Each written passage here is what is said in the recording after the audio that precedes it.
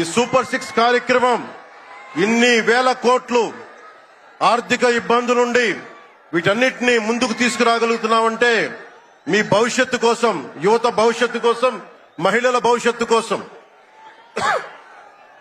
ప్రతి ఆంధ్రప్రదేశ్ లో ఉన్న ప్రతి ఒక్కరూ బాగుండాలి, మీరు ఆనందంగా ఉండాలి. మీరే అన్నారు, ఆ రోజు మేము అడిగాం, రాష్ట్రం బాగుండాలి, యద్భావం తద్భవతి. మీరు ఎలా ఆలోచించారో మేమందరం కలిసికట్టుగా పార్టీలు వేరైనప్పటికీ రాష్ట్ర హితువు, రాష్ట్ర శ్రేయస్సును దృష్టిలో పెట్టుకొని ఈ రోజున మీ ముందుకొచ్చి ఇంత ఘన విజయంగా, ఇంత దిగ్విజయంతో ఈ సూపర్ 6 కార్యక్రమాన్ని మీ ముందుకు తీసుకొచ్చాం.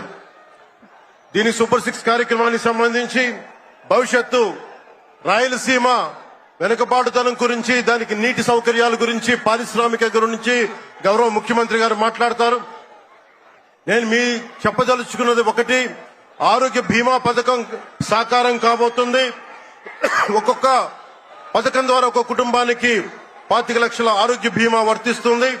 అలాగే పర్యాటక రంగంలో కూడా మనకి దాదాపు 10,000 పైచులకు పెట్టుబడులు ఆకర్షిస్తున్నాం.